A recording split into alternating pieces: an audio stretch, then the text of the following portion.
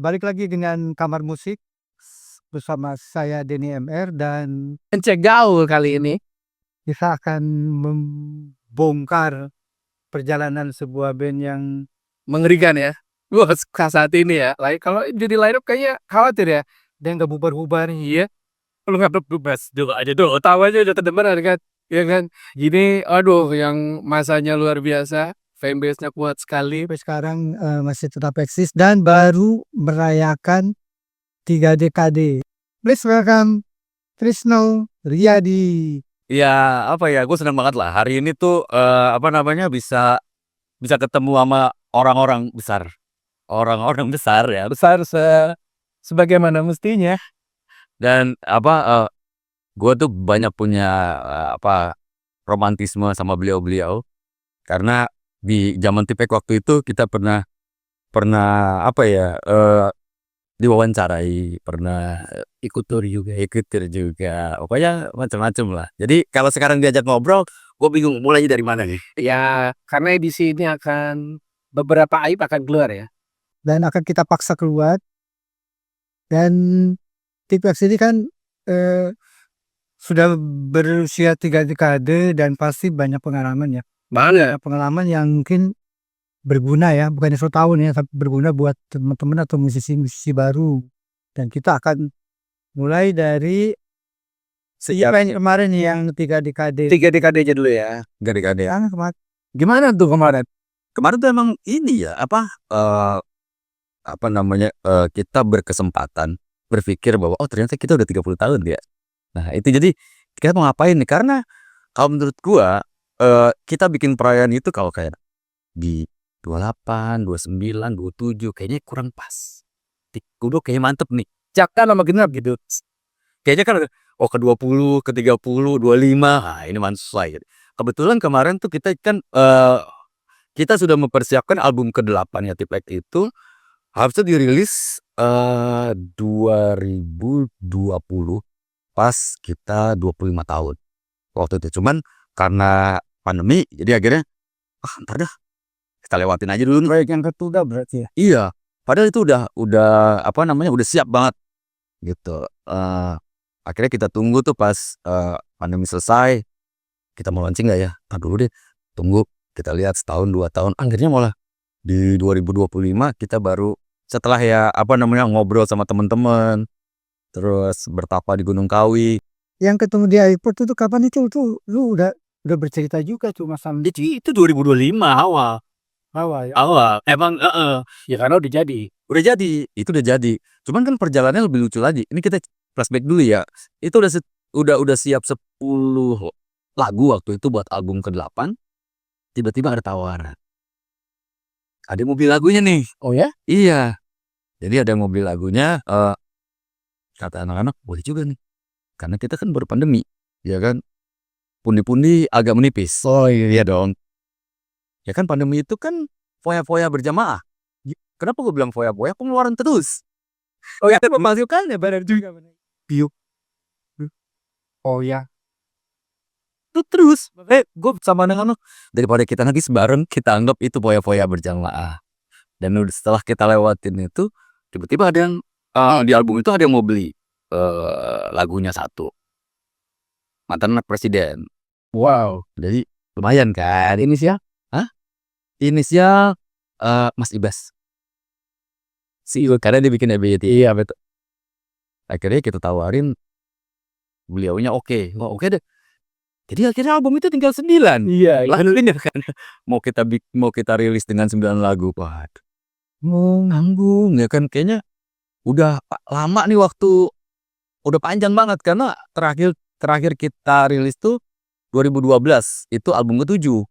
Jadi album ke-8 masa jadi berkurang? Iya. Jadi 9, akhirnya kita ngejar 3 lagu lagi, kita recording lagi. Jadi kita bersepakat udah kita kasih 12, kita tambahin lah di album itu untuk hadiah buat Umbanda Tipek lah, buat Ice Fair.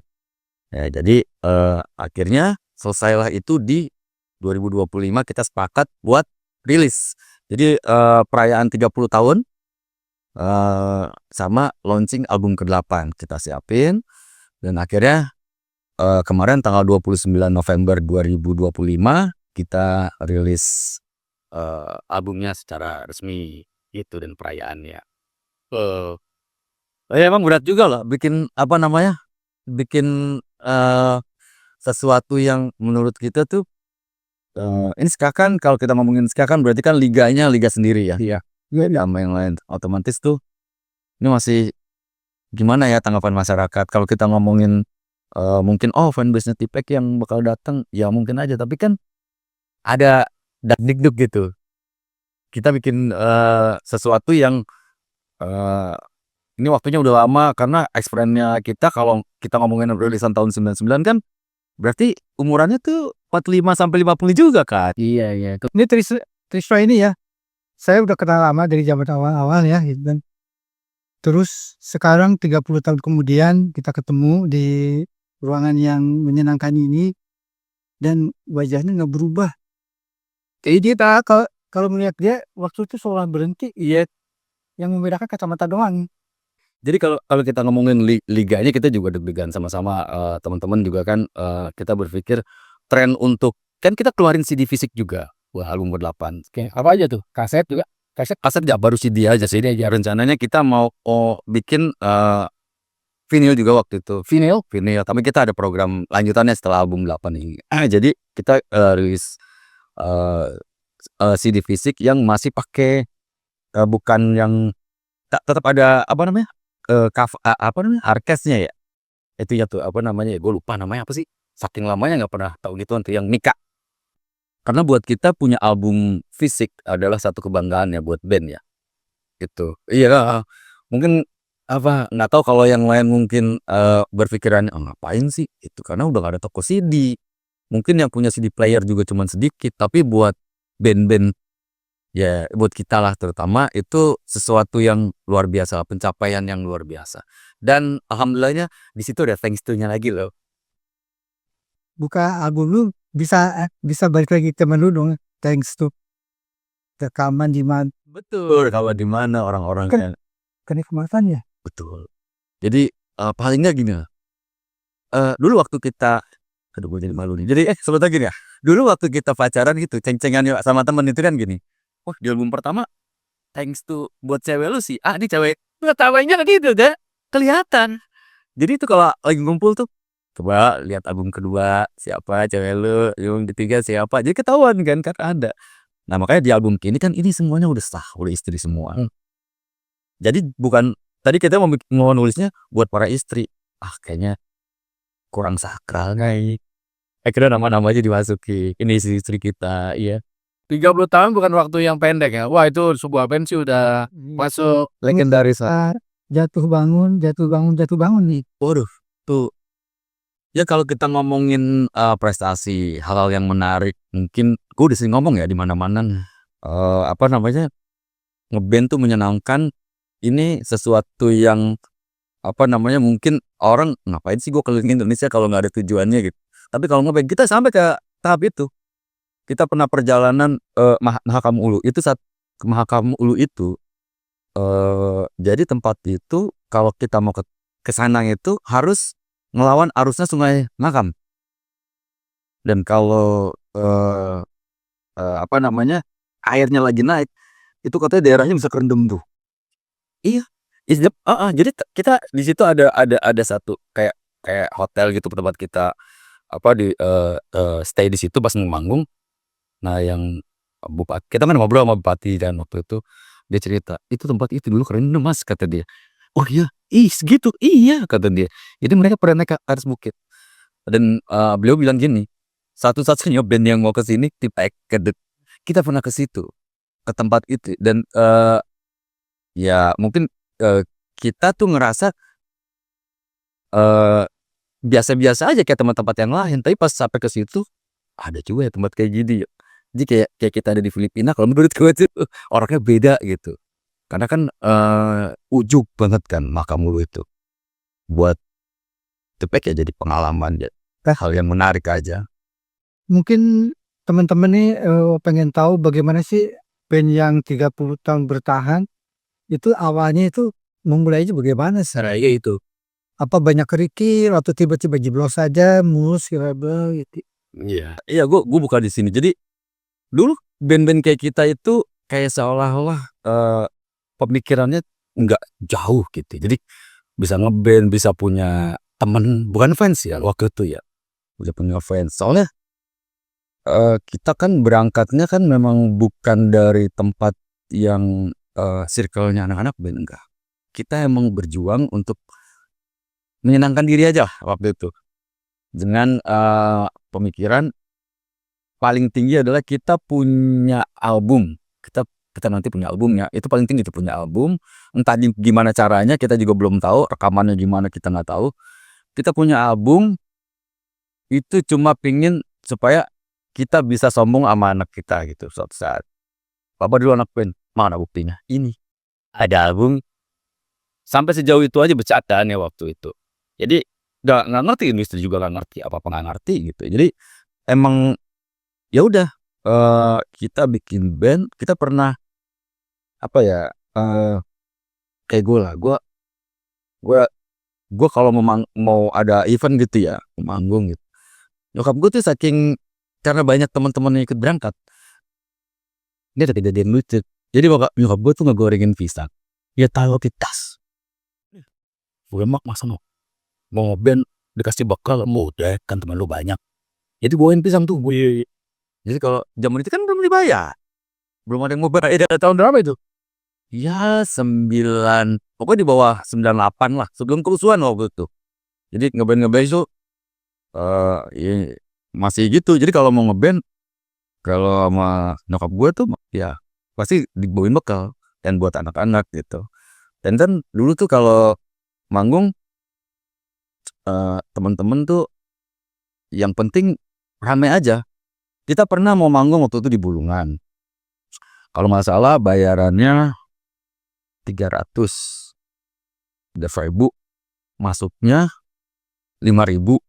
Berarti kan berapa tuh? Harus sama aja 20 orang ya. 20 orang baru seimbang tuh. Kita bawanya lebih. Udah gue nggak usah dibayar deh. Yang penting teman-teman gue masuk. Kok nggak boleh? Kita nggak main. Jadi di pinggiran Bulungan aja mana kan. Pernah. Jadi nggak main karena teman-teman lu nggak diajak masuk. Iya. Kan mereka pada nggak. Ya gimana ya? Ya dulu kan 5.000 juga gede. Dulu 5.000 perak tuh gede banget. Sudah mulai membangun sikap di situ ya. Takut ya ada temen yang nggak punya duit gitu, nggak bisa masuk. Aduh nggak enak nih. Ya udah kita nego-nego nggak bisa. Ya udah gue manggung lah. Ya akhirnya nggak manggung di situ bareng sama temen-temen. Itu nggak apa-apa kan, ada kontrak juga. Nggak ada temen dulu. Oh, yang grup diajakin aja gitu ya. Iya masih event-event. Aduh emang zaman dulu kan apalagi band-band baru ya, mana ada kontrak gitu ya. Nggak ada. Bisa dikasih kesempatan aja udah Seneng banget. kalah. Tapi lu era itu ikut kompetisi juga nggak sih untuk bisa jadi band yang diakui gitu? Kalau untuk jadi band yang diakui dengan kompetisi itu enggak, karena kita sifatnya bukan. Kalau itu kan dikuasain rock dulu kayaknya. Oh. Jadi rock tuh banyak festival-festival rock. Kalau kita lebih ke gigs. Nah kalau ada yang mau ngebayar tuh biasanya jadi kampus. Nah itu dibayar tuh. Jadi ya walaupun sedikit ya, itu ya udah termasuk gede tuh waktu itu 300.000. Apa bayaran pertama lo? Waduh, bayaran kalau ngomongin bayaran pertama. Yang pakai duit ya. Kalau yang nggak dibayar dia pajak saat itu kan. Kalau nggak salah berapa? 100.000. Oh, 100.000 pernah? Di kampus ya pernah di kampus. Jadi transport aja lah. Itu duitnya juga udah buat beli makanan aja udah bareng-bareng gitu. Jadi memang masa itu kita ngelewatin. Jadi kalau yang ngomong apa namanya, wah anak band mah enak, nggak enak. Ya, kita waktu itu cuma berpikir gimana caranya kita bisa senang-senang sama teman-teman doang. Gitu. Jadi bukan kepikiran buat jadi mata pencarian, buat hidup gitu. Waktu itu enggak, karena kan kita masih ABG lah ya. Jadi buat senang-senang aja. Nah, itu yang jadi titik awal Ipek. Jadi waktu itu tuh teman-teman itu berpikirnya ya karena ini juga musiknya musik komunitas. Ya udah. Siapa sih orang yang mau ngambil band kita, karena kan di industrinya ya pop, rock, dangdut ya kalau nggak salah waktu itu. Jadi ska itu di luar Dan belum pernah ada di luar skena kali itu kan ya. ya. Terus lu kan sana kan lu sudah boleh dibilang pentolannya ska ya gitu kan. Sekarang ada Nah, kayak pada saat itu ya, menurut lu kenapa ska bisa berada di luar orbit genre tersebut? Jadi kalau di luar musik-musik yang kita anggap musik komunitas itu memang tidak menyentuh apa ya label-label mainstream. Mungkin di sananya mungkin ya pada saat itu label-label itu berpikir secara bisnis. Jadi musik ini kayaknya ya kan dulu musik-musik komunitas tuh kayak punk gitu kan, ska, terus ya hardcore, metal segala macam itu agak berat kan. Dan di beberapa negara yang sudah maju lah kita bilang ya mungkin mereka punya pertimbangan sendiri untuk ambil musik-musik underground atau musik komunitas. Tapi waktu di Indonesia itu 98 ke 99 itu musik-musik komunitas ramai banget waktu itu. Jadi di Indonesia ini kan gini ya, semakin aneh satu circle atau semakin kiri lah kita bilang. Anak-anak mudanya makin seneng. Berarti dari dulu udah ada kecenderungan seperti itu ya? Iya, dari dulu. Jadi emang apa ya kalau dibilang anak-anak muda kan seneng yang gitu. Jiwa-jiwa berontaknya ya, yang mungkin dulu terlalu tertib gitu. Tiba-tiba ada musik yang mereka tahu, apaan tuh gini harus nohak gitu. Iya. Ya harus pakai boots segala macam. Tuh anak-anak muda pada saat itu pingin bikin tren sendiri gitu, pingin bikin sesuatu yang mungkin orang-orang itu nggak ngerti, kita doang nih. Itu emang terbentuk di mana-mana di Indonesia di sebagian kota besarnya. Ya kita juga masuk area itu. Jadi kita masuk ke area itu, kita main di situ. Nah tiba-tiba kira-kira itu 99 awal atau 98 setelah habis kerusuhan itu, Prambors waktu itu ada acara Indie Indo 8. Jadi ada lagu-lagu indie yang udah mulai radio terima tuh. Gitu. Segmen indie akhirnya dikasih deh tuh ya. Betul ya. Tuh, nah itu yang Lo masuk di situ. gue masuk di situ. Penyiarnya itu udah sih itu. Siapa ya waktu itu lupa gue. Tahu bukan Dodo ya, bukan Dodo. Bukan, dia Dodo MD kan? MD loh. Honda. Jadi di situ kita kalau ini zamannya waktu itu. Jadi kalau umpamanya mau diputer lagu ini, kita harus kirim kartu pos. Kalau udah diputer buat naik chartnya, kita harus kirim kartu pos. Itu dia. Request lah ya. Request, jadi teman-teman harus merequest tujuannya. Oh ini ternyata punya daya tarik, naik chartnya. Lu mengerahkan itu dong. Gue nggak punya teman gue sedikit doang. Waktu itu, gue yang mau narik ini. Mintain teman-teman sekolah kita alamatnya. Karena kalau dia suruh ngirim, dia mah iya aja. Gue bilang gitu, belum tentu kirim. Oh ya, alamatnya tuh semua teman yang kita punya, kita ambilin alamatnya. Kita beli kartu pos. Tulisin. Kita tulis sendiri. Wah ada yang Jaksel, Jakpus, Jakbar. Wah dari mana aja kita kirim. Udah. Akhirnya kita diundang ke pokoknya lagunya udah naik. Lo kirim ke Prambors, akhirnya tahu tuh ya. Genit Iya. Genit ya. Bukan. Belum. Itu kalau nggak salah, kalau nggak bebas pusing apa frustasi gitu lagunya bukan genit. Jadi lagu itu naik, akhirnya kita diundang lah ke Prambors. Terus wah lagu lu banyak yang ini request ya gue. Strategi berjalan mulus. Lu terpana dong. Masuk ke Prambors. Iya, tapi ada kata-katanya yang bikin kita langsung diem kan. Diam aja tahu. Ya antara itu. Karena ini yang request banyak banget nih lagunya. Tapi kok stempel postnya saat Asal bulusur kita. tapi ya gue juga nggak tahu ya pada saat itu mungkin emang banyak juga yang request di luar gua gitu sama teman-teman. Karena kan kartu posnya udah kita masuk banyak banget. Masukin. Tapi kan karena masuknya di satu tempat.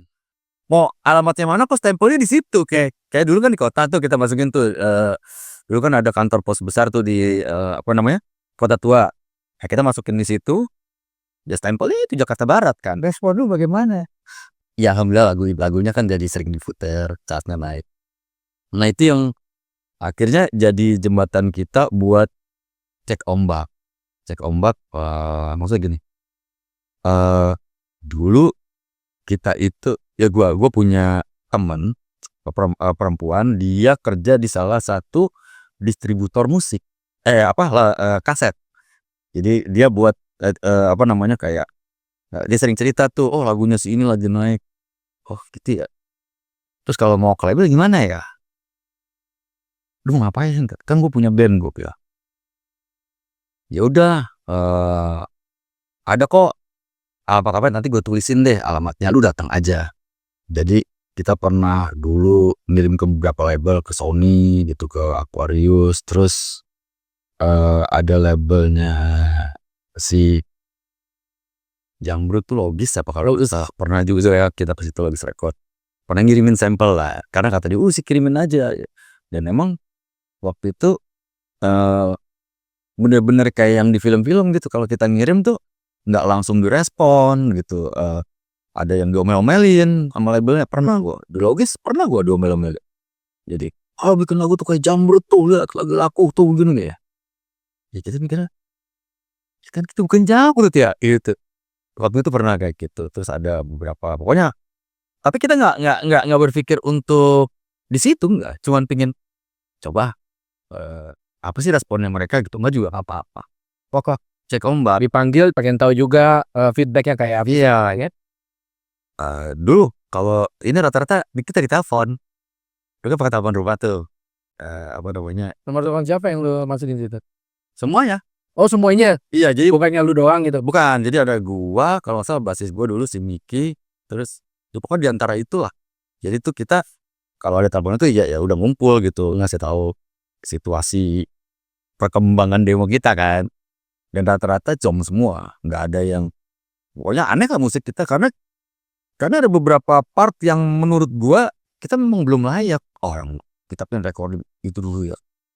Nah, buat teman-teman band kalau mau ngerjain apa-apa tuh sekarang tuh lebih gampang. Dulu kita ngelihat band itu sesuatu yang menyenangkan. Pada saat kita patungan beli pita 2 in, Iya. harganya mahal waktu itu kalau nggak salah 1,8. Mahal dan susah. Susah. Dan gue baru tahu pita 2 in itu bisa berjamur ya kalau salah naronya. Terus kita bayar studio buat rekaman pada saat itu ada di Chandra Kirana Grogol. Kita udah ke situ, set mau rekaman. Oh ya boleh. Ini temponya berapa? Tempo apa ya? Emang dasarnya kita tuh nggak ngerti. Tapi waktu itu belum upgrade sama metronom dong ya waktu itu ya. Nggak kenal. Sama part-partnya di studio juga sama ya. Kalau kayak equipment kayak efek gitu ya, apa gitar, mixer kita udah pernah lihat. Tapi kan proses rekaman kita nggak tahu. Oh proses rekaman yang kita belum tahu. Jadi ternyata kita buat tahu, kalau recording sendiri-sendiri ya, gitu kan, bikin guide dulu ya, ngikutin tempo ya. Itu kita nggak tahu sama sekali. Karena zaman itu kan studio juga susah. Iya, nggak sebanyak kemarin-kemarin ya. Kalau sekarang udah lebih banyak lagi karena memang udah banyak home recording ya. Sekarang di rumah aja udah bisa ya. Bisa. Zaman itu ya emang sedikit banget. Dan pada saat kita baru tahu tempo, jadi shift itu habis buat belajar tempo. Sejam berapa? 3 jam, 6 jam? 6 jam. 6 jam. Nah, jadi habis buat Iya, jadi buat bikin guide aja kan kita harus temponya harus tempo segini ya. Enggak, kayak agak cepet deh. Masih karena kita nggak tahu nih. Gue disuruh nyanyi terus setiap nge-guide, nyanyi lu. Pas nggak nih? Kayaknya pas deh. Enggak, kayaknya kecepatan. Nah, itu udah jadi problem tuh. Jadi banyak kan waktunya kan. Kalau sekarang lebih enak, kita udah prepare-nya udah. Oh iya, kita temponya udah segini buat ininya apa namanya? Bikin guide. Ini informasi berharga untuk generasi milenial dari generasi kolonial di data. Emang itu bener. Kita akhirnya si nyewa-nyewa itu berkali-kali dong, karena Berkali-kali. harusnya singkat jadi lebih banyak. Makanya kita udah mulai recording itu kan waktu itu kita itu emang rencananya bukan ke label. Jadi kita zaman itu maunya kan indie labelan lah. Karena kan lagi trennya kan apa, setelah gue tahu sekarang apa, do it yourself ya, DIY. Nah itu semuanya kan emang sendiri.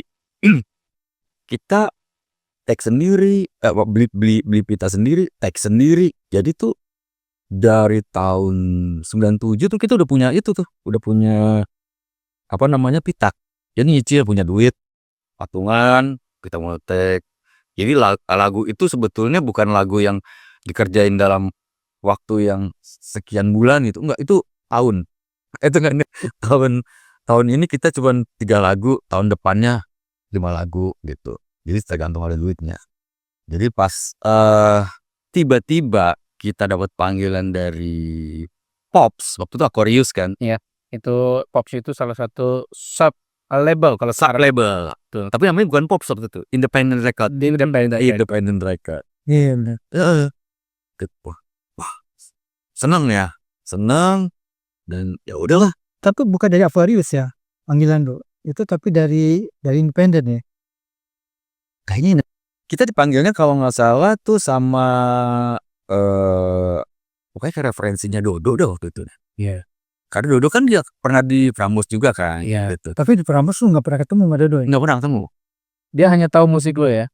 Gua rasa dia tahu. Iya. Tapi nggak bukan yang deket atau apa. Nggak kenal gue. Gue kenalnya di situ. Oh, dia cerita gue dulu emangnya Prambors kata gue. Kan lu sama dia ya. Kayaknya kan. Iya. Pokoknya akhirnya ketemu dia. Dan banyak cerita setelah itu yang ya lagi-lagi ya kalau buat anak band sekarang mungkin lebih apa ya lebih gampang lah buat berkarya. Dulu tuh kita akhirnya tambahan recordingnya itu di Gins Record waktu itu di Roxy ya, Jakarta Barat. Mixingnya pun di situ kita di mixing. Jadi setelah alhamdulillahnya album pertama tuh Skapobia meledak. Tapi ada cerita lain yang kita juga tahu setelah itu supaya mungkin kita adem ya. Lu sebelum meledak kan pasti lu bikin video klip dulu dong Oh iya, sebagai item promo kan itu kan. betul. Lalu kan baru kan pasti menemukan hal baru. Setelah menemukan rekaman yang baru juga. Syuting Group juga hal yang baru buat lu kan? Iya. Betul. Itu Sebenarnya lu cerita kan lu ya.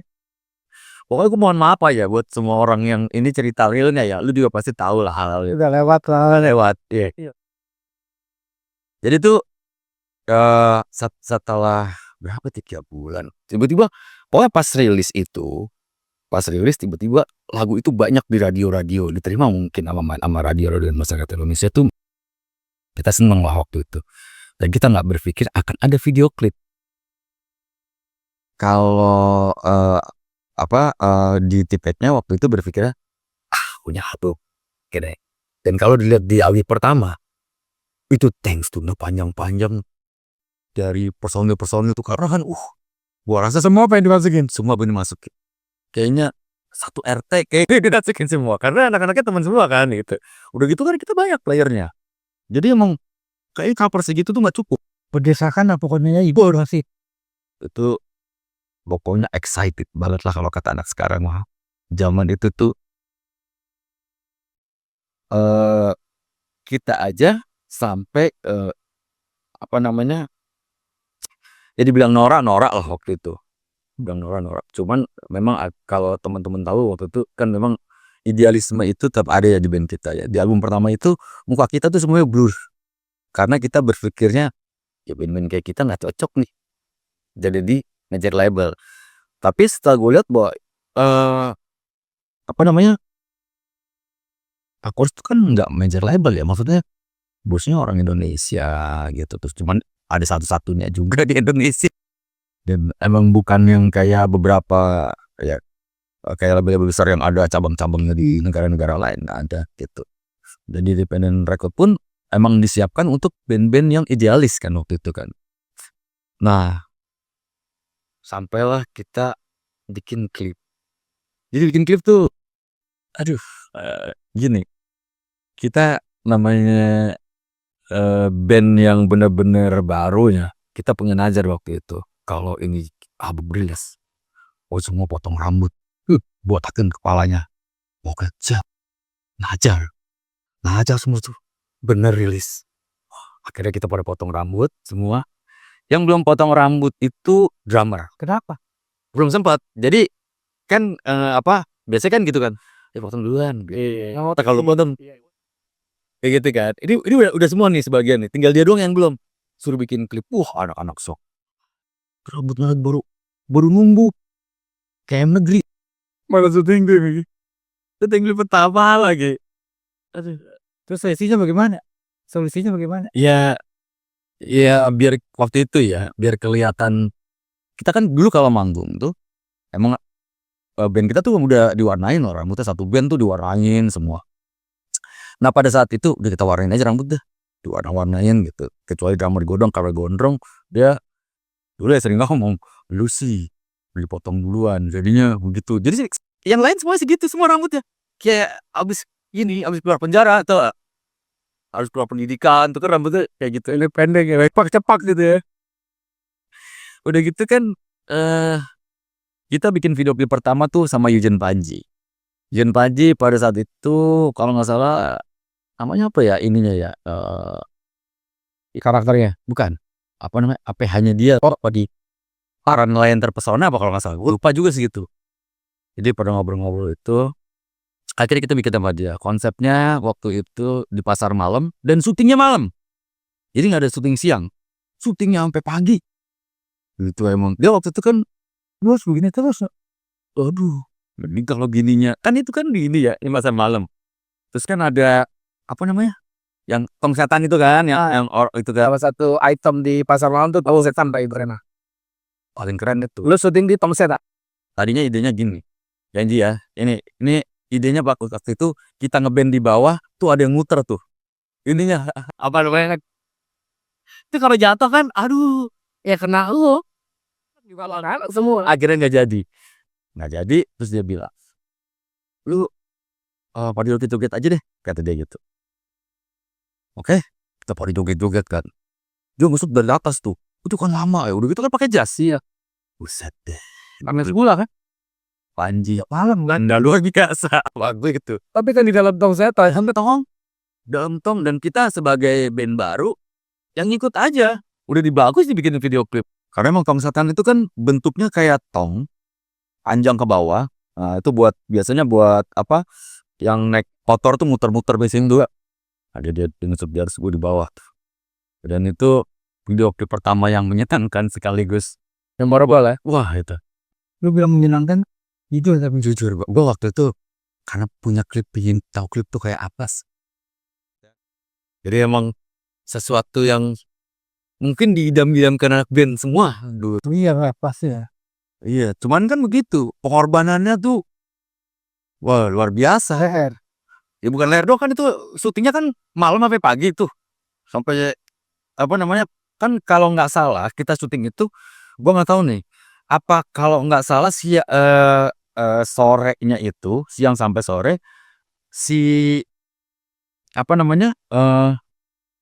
Area itu tuh aktif gitu. Maksudnya area itu tuh itu apa sih namanya? Kalau kayak gitu tuh bukan sirkus ya, apa sih? Ya pokoknya ada rumah hantu, ada apa gitu tuh. Pasar malamnya. Ya, pasar malamnya itu kayaknya aktif. Nah, udah mulai malam kan baru bisa kita pakai tuh. Jadi emang pada saat itu kita nggak bisa bilang kalau wah itu emang buat disediain buat lu, enggak. Jadi emang areanya itu udah tiba-tiba udah ditutup lah gitu. Nah itu perjalanan awalnya Tipek yang mungkin gue baru cerita di sini nih. Jadi suka dukanya kita punya klip baru, kita punya apa namanya single, punya album baru ya, album juga. Iya album, waktu itu album pertama kita dapat double platinum. Alhamdulillah double platinum. Jadi kalau nggak salah itu kan hitungannya per platinum itu 150.000 kopi. Kita setahun itu dapat penjualan di atas 300.000 tahun pertama. Jadi itu yang jadi patokan bahwa kita dapat double platinum. Dan ya seneng. Itu menarik tuh yang tong setan itu. Ini pertama kalinya ya lu bercerita ya tentang prosesnya buatan klip itu ya. Iya. Gua rasa kalau Yun Panji inget juga dia pasti ketawa-ketawa juga tuh.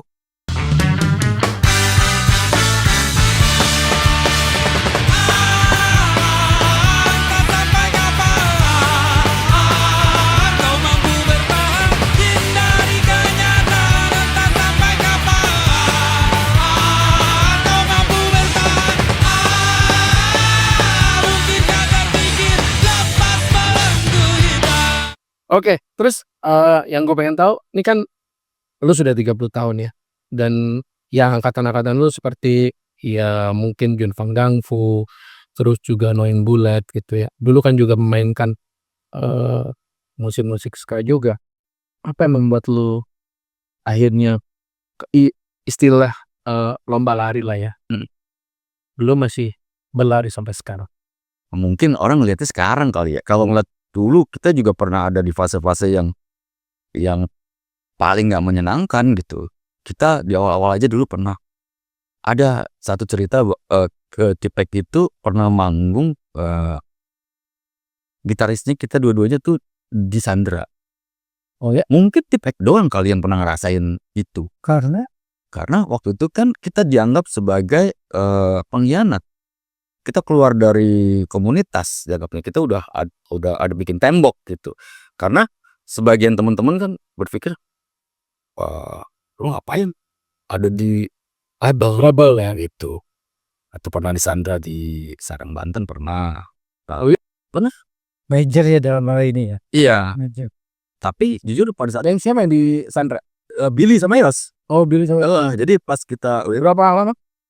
jadi itu gini. Ceritanya tuh dia tiba-tiba pas udah selesai manggung kita udah gue kebetulan ada temen gue, jadi gue selesai gue jemput temen gue langsung ke tempat temen gue tuh.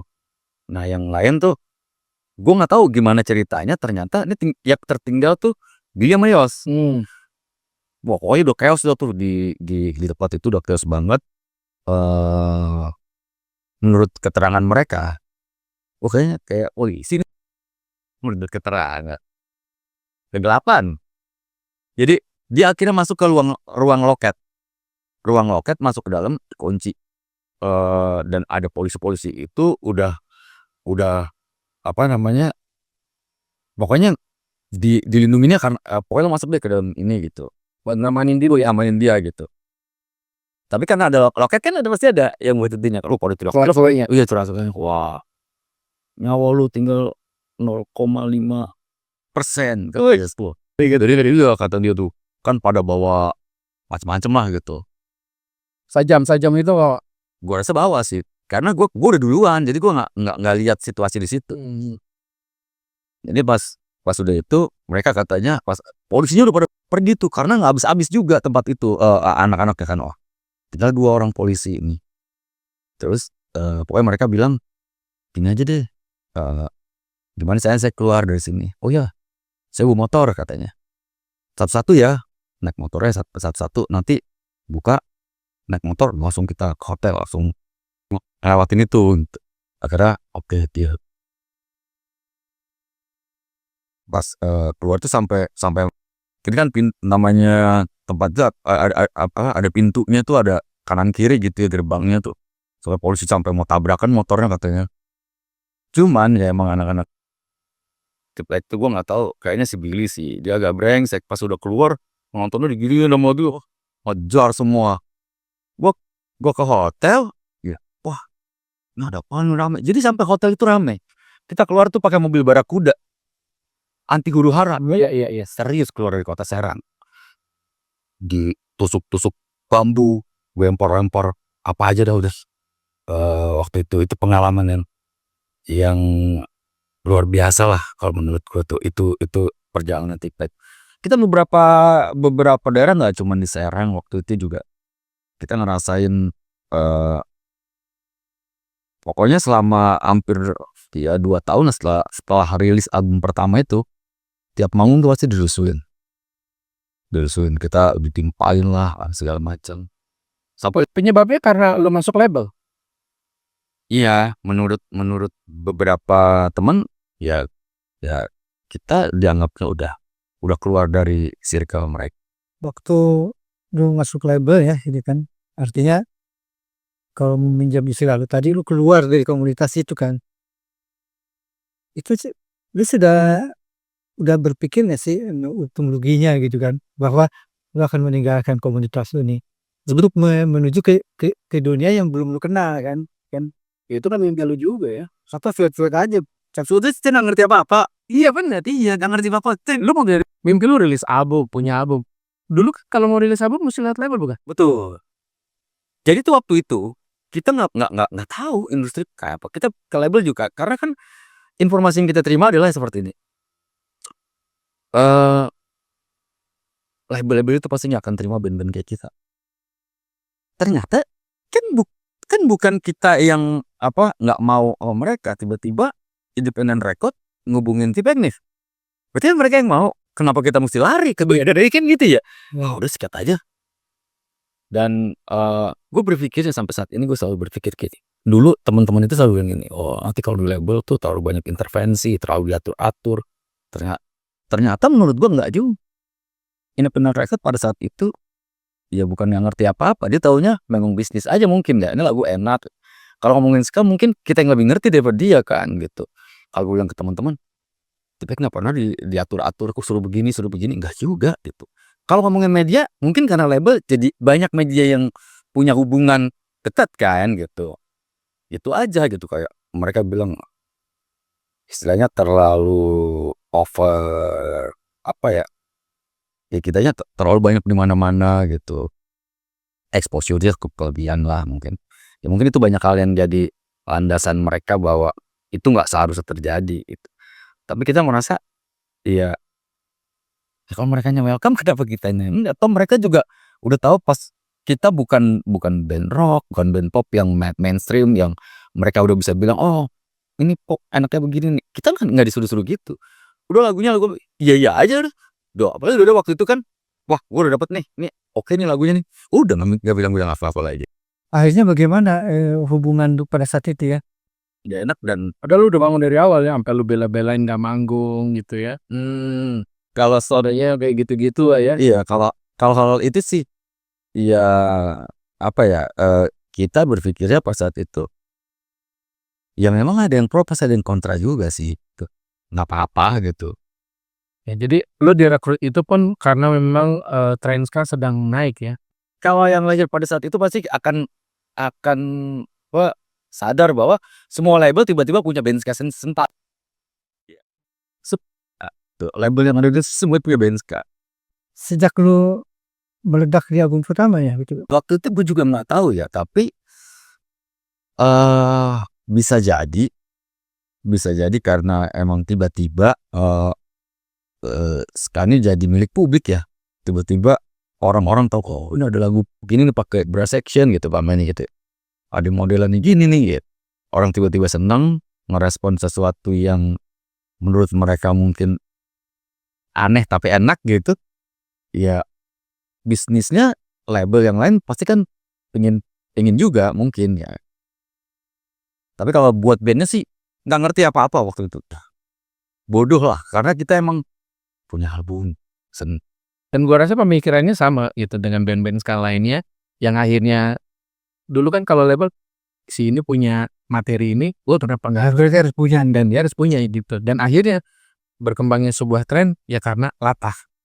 Iya, memang iya betul, karena latah akhirnya punya tuh generasinya.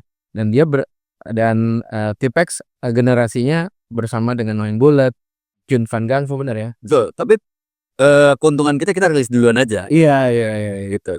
Keuntungannya kita rilis duluan. Jadi orang lebih melihat kita duluan. Kalau menurut lu apa yang membedakan T-Pack ya dari band-band ska yang beredar pada saat itu? Kenapa lu begitu keluar kok kayak ngegas sendiri gitu kan, sementara yang lain slow down gitu? Jadi banyak faktor sih. Faktor-faktornya diantaranya selain belajar ya. Waktu itu kita belajar juga, ketakutan juga, terus kita berpikir kalau orang-orang yang udah suka, sebagian besar ya, maksudnya orang-orang di luar, kita ngomongin di luar komunitas gitu, jadi itu tanggung jawabannya gimana ya gitu. Itu jadi acuan kita sih, maksudnya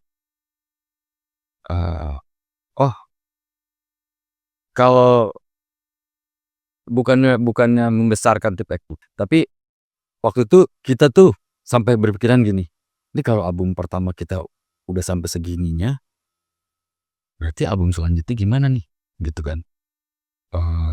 Harus gimana. Di internalnya tuh banyak keributan juga. keributan bahwa oh main ska tuh gini. Akhirnya kita ya gue yang bilang ke temen-temen bahwa kita jadi ska Indonesia aja. Karena kan selera kan beda-beda nih. Selera beda-beda, ada yang oh gue seneng ska yang kayak gini. Ya udah bebas aja mau bikin apa. Dan oke, sepakat untuk jadi ska yang mungkin gak kayak siapa-siapa. Itu ketakutan kita terhadap jadi kalau album pertama itu waktu itu booming gitu, otomatis kan banyak orang-orang yang bangga dengan kita, kayak orang tua, keluarga, teman-teman gitu. Mereka pasti akan ngomongin kayak bokap gue gitu, ngomong ke temennya, nih anak gue nih tuh klipnya gitu. Terus berarti kan beban nih buat anak band. Waduh, kalau album kedua nggak meledak, bokap gue gimana? Nanya malah bangga ya. Ya kalau yang pertama bangga. Kalau yang album keduanya berikutnya ya album berikutnya gimana? Kalau mau jadi apa-apa kan malu dia kan. Kita aja jadinya enak. Wah ini kita harus beli bagus nih. Mulai deh kita punya beberapa patung kan. Contohnya gini. Kita berpikir, oh kita harus membedah lagu-lagu selanjutnya untuk album selanjutnya gimana? Apakah kita harus membedah lagu-lagu yang laku atau enak dalam tanda kutip menurut kita, untuk patokan bahwa oh kalau lagu yang begini nih ini punya daya jual yang bagus, tapi harus dibedah dulu apanya, mungkin notasinya, liriknya, atau apanya itu Faktor lagi. banyak faktor. Nah itu beberapa teman-teman udah ada yang kayak gitu, ada lagi yang berpikir dalam satu album band-band apapun itu ada notasi yang enak gitu, yang mungkin di ska itu bisa kita combine gitu, coba-coba aja gitu. Nah itu makanya di album selanjutnya kita coba buat apa ya, buat bertahan sebetulnya supaya orang tua kita nggak malu aja. Nggak malu teman, udah ngomong nah, anak gue nih tiba-tiba album keduanya hilang karena temennya nanya anak lu mana deh, malu. Nah kita berusaha itu di album kedua, makanya alhamdulillah album kedua itu kita malah dapat triple platinum untuk penjualan 450.000 kopi dalam tahun pertama. Dan kan ku dendangkan lagu ini untukmu, dengarlah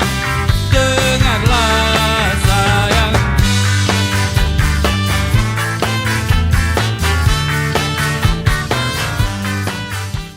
Ya nggak nyangka aja bisa kayak gitu. Yang ketiga naik lagi. Naik lagi yang ketiga enggak, turun. Yang ketiga malah kita dapat platinum Dan gak dapat apa-apa. nggak dapat apa-apa. Penyebabnya Masuk enak. Jadi album pertama sama album kedua itu kita punya pemikiran bahwa ya itu tadi salah satunya adalah ketakutan gimana caranya mempertahankan sesuatu. Tapi di album ketiga banyak orang yang ngomongin kalau album pertama keduanya udah ini mah album ketiga pasti orang suka lah. Wah slow aja. Tipuan dan jebakan banget tuh.